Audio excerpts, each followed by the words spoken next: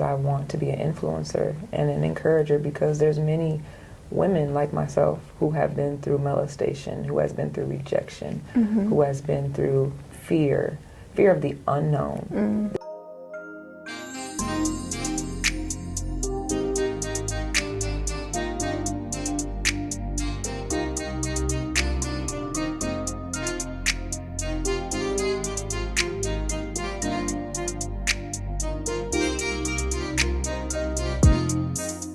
Welcome, Latoya, to the Latoya. I'm so excited to have you. How are you doing today? I'm good. My nerves are a little small, but in the same. I'm ready for it. What kind of day have you had today?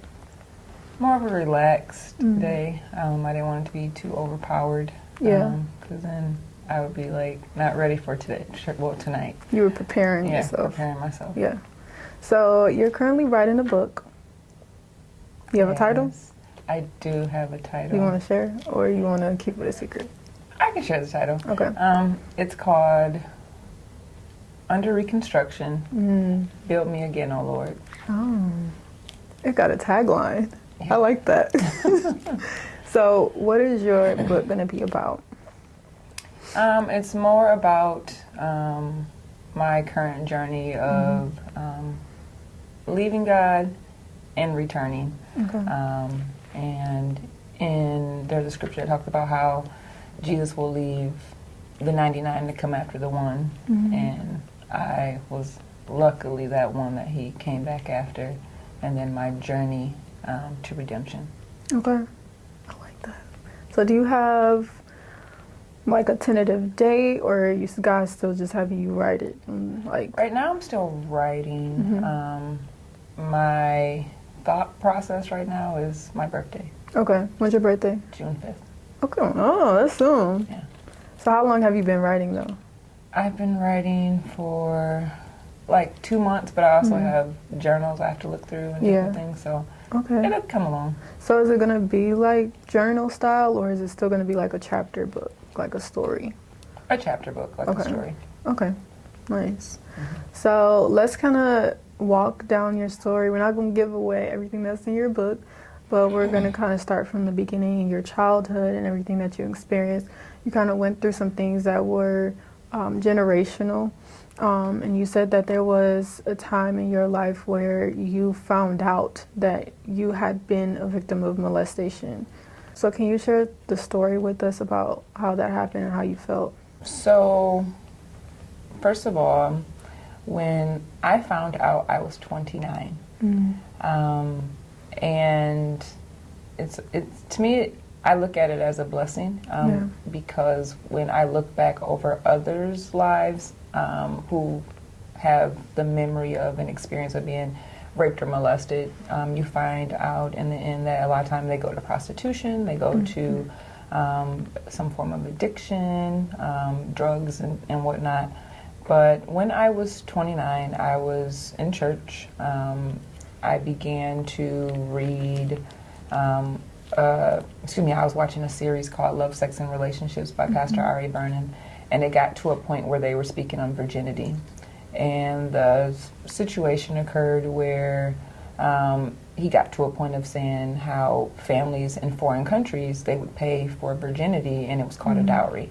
Yeah. And, so he kind of went into a little bit more like we know when someone loses their virginity, a female, to be exact, that her hymen breaks. And that's why a woman or a young girl or whatnot, they should bleed when they lose their virginity. That's how God created us. And so it made me begin to go back into my own life, because when I was 15, I lost my virginity, or I thought I did.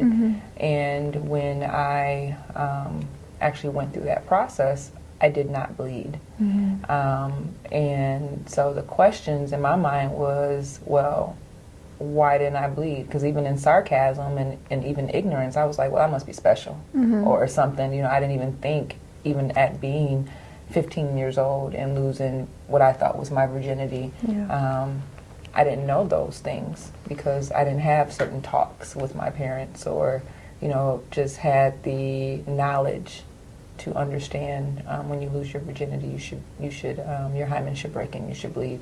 So when I began to ask questions to family members, I was told that that I told my stepdad, and I also told my sister, and they both said the same story, that I told them if I tell them what happened to me when I was like 4 years old, that they would hurt my mom. You know, they would hurt mommy. And so it was like, OMG, like, what? You know, so it kind of even began to answer questions for me, because there's also extremes when you're raped or molested. Either you'll be on an extreme of maybe isolation, and you don't want you know, a person to touch you from a sexual perspective, or you know, you're distant and different things, you're not into it, or you'll be promiscuous. And I was on the promiscuous side. So it answered questions in my life, but it also let me know why I handled relationships and situations the way I did, because I always tried to find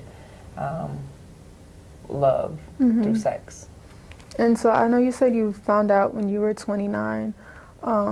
So I was going to ask you, like, how did that shift your view on sex? But I also want to know, like, after you found out and you looked back over your life and the things that you've done or experienced, what did you notice, and what do you feel like stemmed from that first encounter?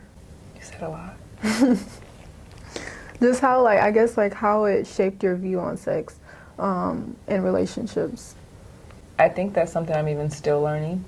But as far as how it shaped my view on sex, it just let me know a lot more about myself, in the sense of saying why it's almost like I was the type of person that it didn't matter where you fit in my life. It's just my flesh just wanted to be gratified.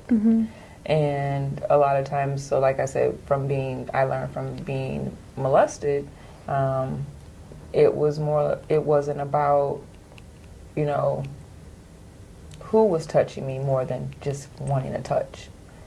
So it kind of, it skews your perspective. It makes you have a, almost like a backwards look on sex, because, you know, God created sex for marriage. God created sex to be pure, to be a beautiful thing. But the world and certain circumstances that we went through, it's created sex to look more perverted. And so I've had more of a perverted perspective behind it. And so just trying to want to do things God's way, from practicing abstinence to not having the desire to gratify my flesh. That's a struggle. Yeah. What would you say to someone who thinks that marriage would change that perspective? It's not necessarily the act of marriage that's going to change it, because it has to start in your mind first, and it has to start in your mind through relationship with God. Yeah. And so until you get to a space of surrendering your will and surrendering your mindsets and seeing what God has to say about a thing, you can still get married and be off. Yeah. You can still be married and have the wrong perspective in a beautiful union. So you definitely want to get healed and let God deal with your mindset, your actions, everything that has to do with anything that's not like Him, before marriage is an option, so that you can properly heal, because you don't want to not be whole in that area, and then you take that into marriage, and then it becomes an issue in your marriage. Yeah, because marriage is already hard enough. We don't need extra problems there. Definitely. I agree. You described your younger self as clingy, gullible, and attached due to rejection. What did your experience with rejection look like? And where would you say it came from? Because I know in the previous episode you were saying it came from multiple different people, but where was the main source that kind of I guess, started that feeling, like how you felt about yourself? So as far as my journey with rejection, my mother has 6 children. I'm like a middle child, literally. And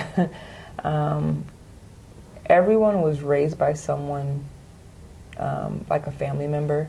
But I was the child that was passed from house to house. Ultimately, out of all the homes I was passed to, whether my grandma's, my uncle and aunts, actually 2 sets of uncle and aunts, my stepdad at the time, my mom's friends, I just wanted to be with my mom. I knew my mom. I've been around my mom. I've even had moments or seasons of living with my mom as a little girl.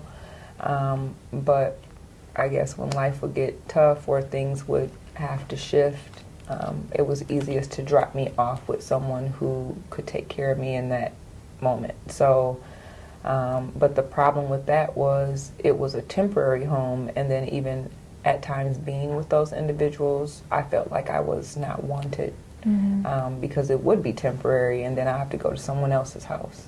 Or it would be an uncomfortable environment in general, because I can even remember at one point one of my mom's friends, she had mice, she had roaches. Ooh. My mom didn't raise me like that, because no matter how dysfunctional she was, I didn't live like that. So, and then on top of it, being told to do chores that wasn't yours and just different things. So it's just a lot of things I can remember.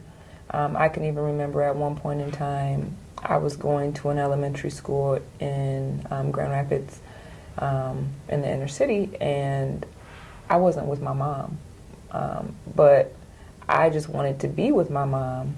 So the principal, I ended up going to the principal's office one day, and I'm like, I want to go home. I want to go with my mom. I want to go home, because I just was just blatantly uncomfortable with my living situation. Yeah. And they ended up contacting my mother and telling her that she had to put me back in her custody or they would contact CPS, because it's not like that person had custody of me. I was just there. Yeah. And I didn't want to be there because it wasn't a good home environment for me at the time. I might have only been, I know I was in elementary school, so I might have been in maybe 3rd, 4th grade. But it's just always being put in circumstances I didn't want to be in. I just wanted my mom, or I just wanted someone to love me, affirm me, and keep me. So a lot of these things that you experienced in your childhood, you didn't have the revelation until you were an adult, of the things that you went through and how it shaped you into who you became. Which one is it? I don't know. But before that, you were in ministry, and can you tell us a little bit about what you were involved in at your old church and what you were operating in spiritually? So at my old church, I was an intercessor. I was being raised up to preach. I was on the prophetic team. As soon as God said you got gifts, they started being used, and so those were the things that I did in church. I was probably at church almost felt like every day of the week. It was one of those kind of situations, because I know our intercessory team, we had prayer Tuesday through Saturday. Oh, wow. In person? In person. So some days were noonday prayer, and then Saturday mornings were 8 a.m. prayer. So I led a lot, and so I was very busy in the ministry. So you said that you were you described your state as being masked in ministry. Can you explain what you meant by that? I love that phrase, by the way. What I meant of being masked by ministry is that many times when you're being told, oh, you're gifted, you have this anointing, you have this gift, and you may have let go of the world as far as, okay, I don't club anymore, I don't have sex, I don't drink, I don't this or I don't that. But not realizing those were just surface things, or those were just surface side things. effects of your those were just symptoms or side effects of the actual issue. Where your heart was. Yeah. And so when I say I was masked by ministry, I didn't even know. I was so busy praying for the church, doing the things of God, but not truly taking the time out to heal. And sometimes you think because you've left people, places, or things, I'm better.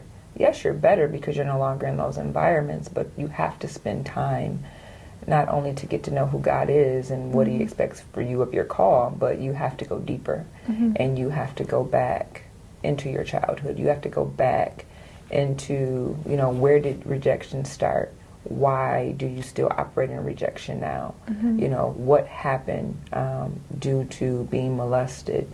Even being molested, that was a soul tie. Yeah. And, not even recognizing those things, they weren't dealt with. Now, did I go to the altar at times and, be laid out and cast out a few demons? Or even at the church I used to go to, they even had a deliverance ministry.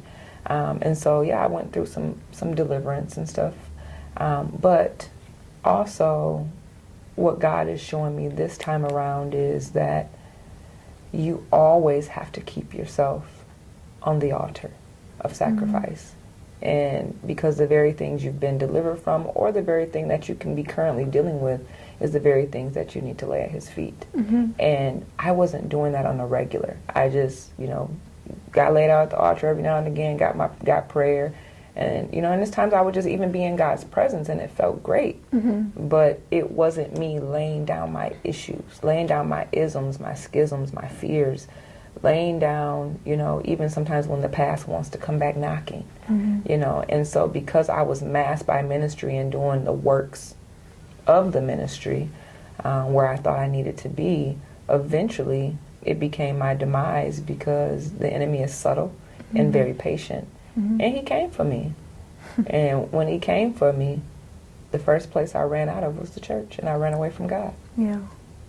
Can you tell me a little bit more about the moment where your idea of fasting shifted, when you were going through that? Because you said at first you saw it as a way to prepare for ministry, and then it switched over. Initially, of course, we know fasting, people take away food, or whatnot. We take something away and then we just get in God's presence. And so I would, pick and choose, the things to take away. And whether it was a meal, whether a lot of times I didn't even like it to be, I didn't like to just take away food. I just rather just drink water. Because the food stuff, that was just I don't want to eat lettuce, I don't want to eat fruit, and I'm really hungry.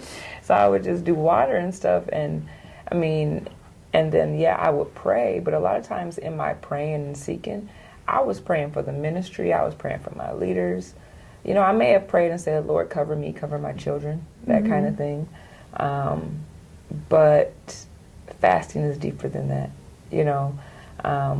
the way I actually fast now, and you definitely cannot fast without praying, and having scripture and everything. But the way I fast now, I continuously ask God to strip me, show me me. Because what is the enemy in me? Because we are our worst enemies. We are our worst critics. And then there are things that we go through that we need God's answers. Yeah, we can counsel man, and man can help us through, get some wise counsel going on. But we need the ultimate counselor, the ultimate ruler, judge, and jury, which is God, to talk about our lives to us, so that ultimately when we come out of that fast, we have released something, so that when we go forth in ministry, we go forth in even on your show or whatnot, what's on the inside of us should be the Lord, and He should be able to release something for His glory. And many times I was doing it in a odd way that wasn't God's way. it was some of it was God's way, because it was, you're only accountable for what you know. That's all I knew at the time. Yeah. But now it's more about stripping me, my mindsets, my issues. Will I take some time as God leads me to pray for others? Sure. But ultimately strip something out of me that doesn't give you glory. Because I don't want to operate in pride. I don't want to think I got it, because even when you think you got it, you don't. And don't. And that's what he keeps showing me. Every time I think I'm getting better, he shows me, you're getting better, but you still need me. Right. And every time I think I don't need him, I get hit. So it's the sense of fasting to the point that I just really believe that we decrease ourselves in such a way that he can show us himself. So at one point, God told you, fight for your freedom like you would to fight to get back into your mom's care. What did he mean by that? So when I was a child, just like with the story I told you about the principal, whatever it took to get back to my mom, if I got to snitch, if I got to, be uncomfortable, call my mom, whatever it took, because all I ever wanted was my mother. And sometimes even in all the fighting I did to get back to her, she still had her own battles, but in fighting for God, it means fight with your dear life. Do you want to keep doing the same thing over and over and over and expecting a different result? And really the definition of that is insanity. So, but this time, truly fight the good fight of faith. Truly get under leadership. Truly, seek the Lord. Truly, just be intentional about everything. I was trying to say 2 words. But it was just about getting so close to God that the enemy can no longer continue to have a foothold. Right. And that's still a process. And that's still hard. Because soon as it's times that you're like, man, this is just too much. Yeah. Or there's times where you think you've arrived, you think you got it, and like I just said, you find out you haven't. Every time that there's a victory and you feel you're good, or God does something great through you and you want to relax, that's when you got to fight all the more. So fighting the good fight of faith, it's a lifestyle. Fasting is a lifestyle. Praying is a lifestyle. Reading your word is a lifestyle. Going to church is a lifestyle. Staying accountable is a lifestyle. Everything that has to do with kingdom is a lifestyle. Yes. And if you do not want to live the lifestyle, you have signed up for the wrong wrong thing. Yeah. Because there's no other way. If you don't make it a lifestyle, you'll always find it like you're on the short end of the stick. You'll always be short somewhere. Yeah. And it doesn't mean that you're perfect. It doesn't mean you won't make a mistake. But what it does mean is whatever happens, you will continue to dust yourself off, get up, and continue running the race. Because if you don't do that, then you'll end up back in the world. And to be honest, like any lifestyle that you decide to live, you need to live it full out. Like even if your lifestyle is just healthy eating and working out, if you only go to the gym once every 2 months, how do you expect to get better? How do you expect to be healthier? How do you, like, in any kind of lifestyle, you have to live it out. So like I don't understand why when people come to the faith, why they think it's going to be something easier. Regardless of what the lifestyle is, it requires work. I mean, the scripture says faith without works is dead, but I think a lot of times we think coming to the kingdom is going to be a piece of cake because God is doing everything for us. Yeah. He's done, Jesus has done everything for us when he died on the cross. He went there for our issues, but ultimately, do you think that though Jesus went to the cross, that the devil wants you to walk in a light or walk in, in your purpose? or giving God all the honor, the glory, and praise? No, he does not, because he can't even do it himself anymore. So he wants to get you exactly where he is, in a low place. You know, and however he has to get you back to that low place, he will, by all means necessary, do it. And so you have to have the same mentality. By any means necessary, I'm going to serve God, because the devil will not get the glory. God will. Yeah, true. And like, I feel like being in God, it's harder. He tells us like it's taking the narrow path instead of the wide path, which most people are going to travel down. And with that, when I read that scripture, like, I like the picture that it paints, because it shows us that even though God gives us grace and mercy, he also requires a lot of us, because what he has put in us, he wants back. So I think it's important for, like, even like platforms like this where we talk about these hard topics and people are like, wow, this is deep, this is hard, this stuff is not like a walk in the park. I think it's important that people know that when they sign up, like you said, like, you don't know what you're signing up for. It's hard.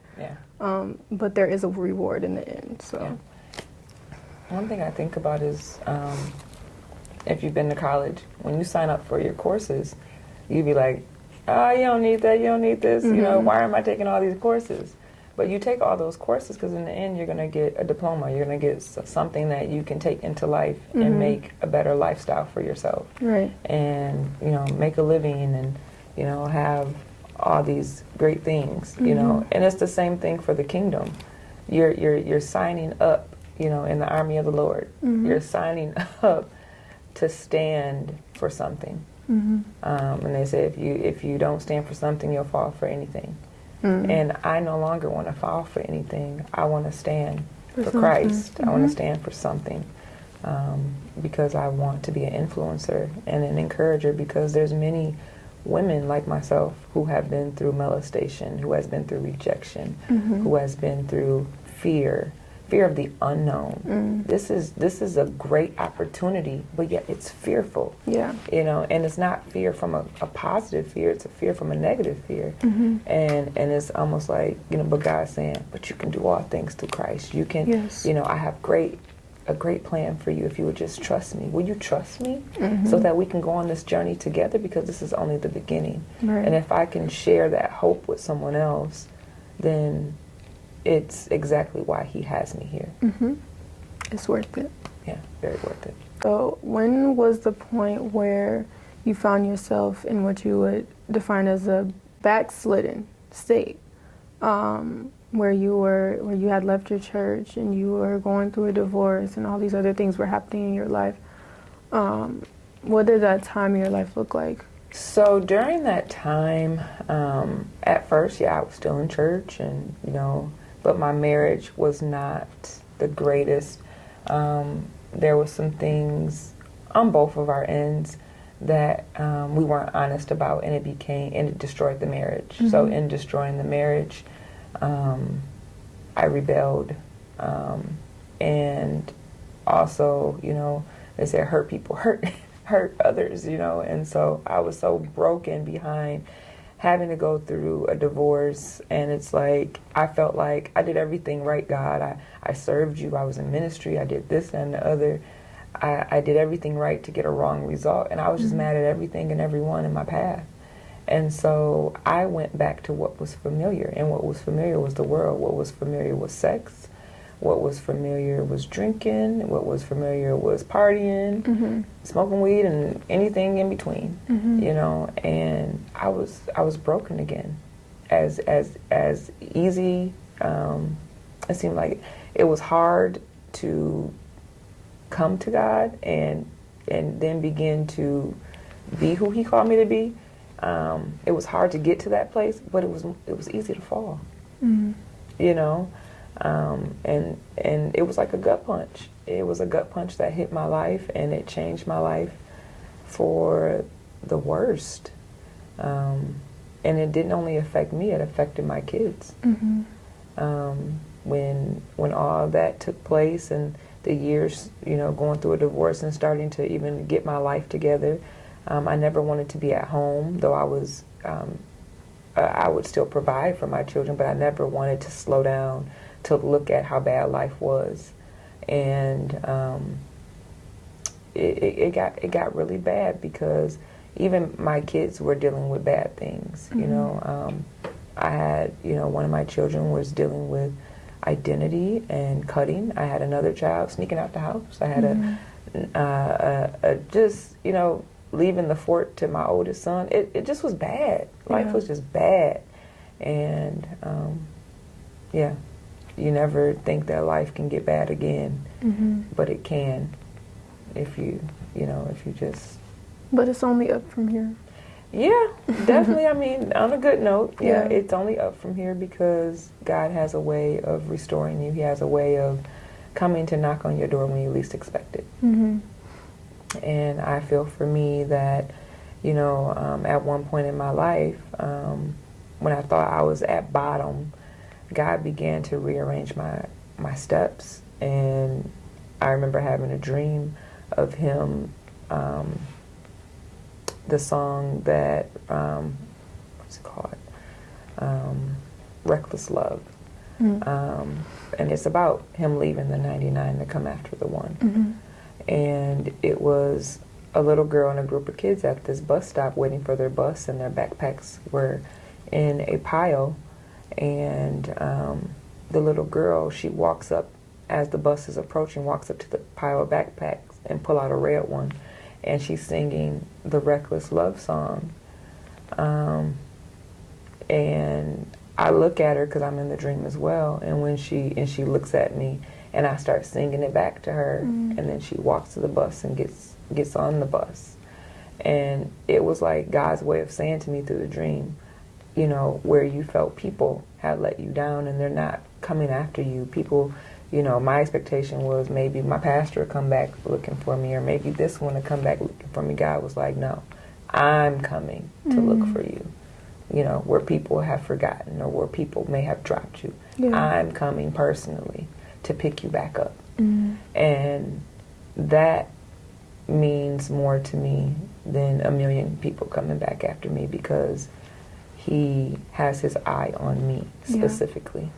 And so that was a transition that has changed me to even be back where I am right now. So you had said that you had stopped going to church, but when you did start back, you would only go to white majority churches. Why is that? Like, what was your reasoning behind that? So in dealing in my church hurt, I dealt with a ministry that was a family-based ministry. Okay. And so in my mindset, the way I looked at family ministries behind my pain and my hurt was that when, all hell breaks loose or something goes wrong, that you may cross family that's over the ministry. Family is, blood is thicker than water. And I felt like I was water. Though I was a spiritual daughter, I was water. And ultimately where it felt like God should have the final say, family had the final say, and I was X'd out. That's just how I felt. And so I wanted to go somewhere where church didn't look, as far as being family-based. I wanted there to be a hierarchy. I wanted there to not even be black people, because sometimes our culture can be extra and we can be a lot, and super spiritually deep, And I just didn't want that. I just wanted someone to just see me. And so that was my reasoning. So how did God bring you out of that space? Can you tell us the story about how you started at the salon and moved on to attending your current church? Okay. So initially, I was an apprenticeship, and the owner, she used to be my beautician, so she always did my hair. She knew I could do hair, and she used to always ask me, come in the shop, and I'm just like, how do I go from making a regular check to having a maybe check? I don't know, And so I never would, but when I went through my divorce, for some reason in my mind, I wanted to do something for myself. And I didn't want to go back to a regular job. And then I was placed in a circumstance where I was able to do that. So I ended up even calling around trying to get into different shops, and her door was always open. So she ended up letting me in her shop under apprenticeship, and I did hair. And so it just so happened that the owner's brother, who was Pastor Scotty, he would come get his haircuts, and a lot of times he would, he'd say hi to everyone because he knew everyone. But then, when he saw me, he'd be like, "Hi, Latoya." But in my mind, even though he's saying, "Hi, Latoya," and I'm saying, "Hi, Pastor Scotty," my mind is saying, "You better not say nothing." I don't want to hear nothing about church, God, or nothing else, because that's where my mindset was, even though I was kind of going to church. Yeah. But it was about 3 different occasions that Kendra had asked me about attending Restoring Faith Ministries. And I'm like, each time, nope, I don't want to, nope, because I was stuck in my mindset. But it had just so happened that around my birthday, there was an incident where I just made up in my mind, I'm going to go visit church. I'm going to go visit a church, and for my birthday weekend. Even though I might party, even though I might do this or that, I'm gonna do it. And then so over my birthday weekend, I had went to prayer on Saturday, and I went to church on Sunday. And on both days, when I went to prayer, a prophetic word was spoken over my life, about the call on my life, about how God was going to use me mightily. And even at the time, my hair was red, so it was said it represented the fire of God. And on both days, on both June 4th and June 5th being the day of Pentecost of 2022. So that's the day the day of Pentecost fell on my birthday. On both days, on both June 4th and June 5th, the fire of God fell on me. And it changed me. It changed my life. It changed me to the point where I started letting go of relationships, 20-year relationships at that. A relationship where I had a boyfriend, had to let that go. It's like God just began to order my steps and wipe out anything that reflected my past. And then I was still working at the shop at that time. I had stopped drinking. I had stopped smoking. A lot of stuff. It just was almost like a drastic change. But God gave me a reminder that over 6-7 years ago, there was a word over my life that a prophet had came to my old church, and he had said that on your birthday, the fire of God is going to hit your life and you'll never be the same. Wow. Well, 7 years ago, I was looking for it that birthday, but it wasn't that birthday. 7 years. 7 years ago. Yeah. Wow. So I was looking for it because he said it. If a prophet say something, you want to see it come to pass. But it wasn't until June 5th, 2022, that word came to pass.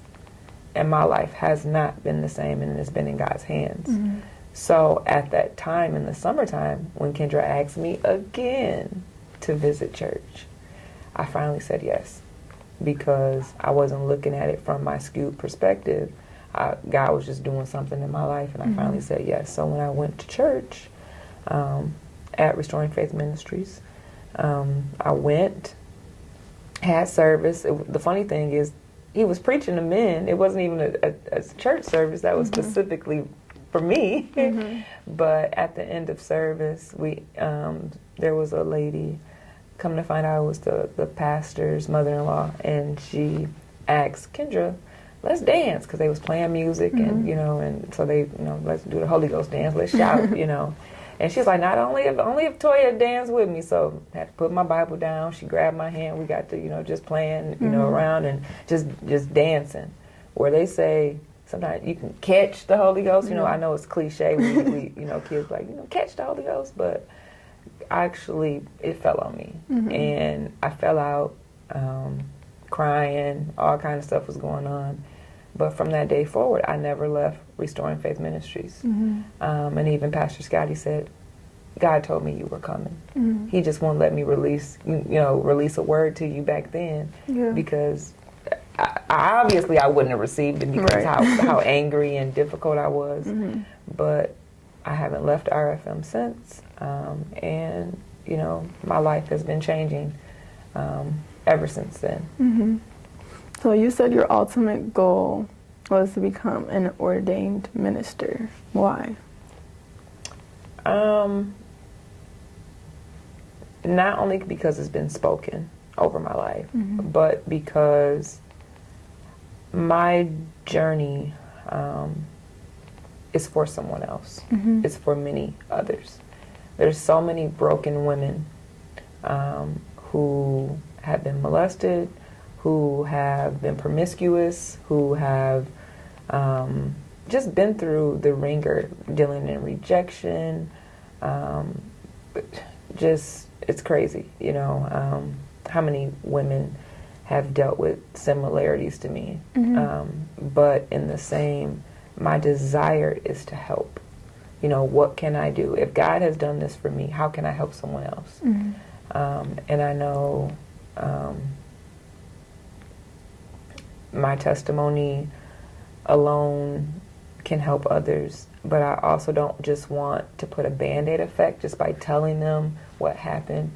I want to help them walk through life. I want to tell them about God, about Jesus, who helped me, and a lot of times you'll find people going to a psychologist or getting counseling, but it's almost like a Band-Aid effect. And they go right back to it because it only helps with the symptoms as long as they have medication or as long as it's a temporary effect. Mm-hmm. But then eventually those things come back. And so when you have Jesus, even if the things try to come back, he is much bigger. Mm-hmm. And he can heal, he can deliver, he can set free. And I just want to offer that to others. Mm-hmm. And I know through ministry, that's a way of doing it. And whether it means going in the grocery store, whether it means being on the street, Mm-hmm. being at my job, I'm always talking about God anyways. Mm-hmm. But I just know that's on my life, to be a minister. Yeah. So what are you looking forward to most coming into this next year? I believe I'm looking forward to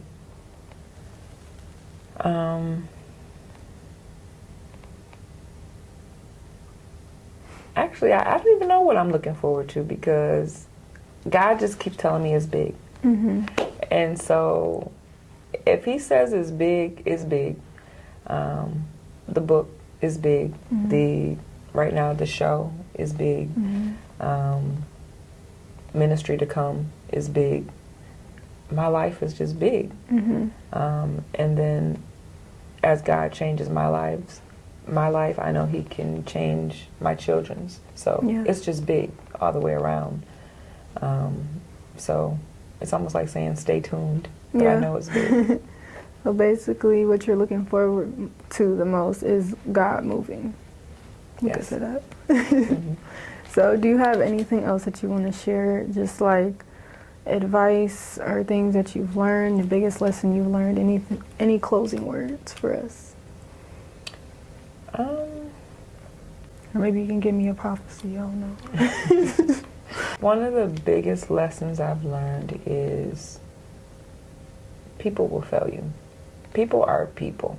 They're human. Mm-hmm. They have imperfections just like me. I don't care how high on the mountaintop they may be, how low in the valley. Mm-hmm. People are human, and as long as we live in flesh, we have imperfections. But who will not fail you is God. Mm-hmm. Who will never leave you nor forsake you is God.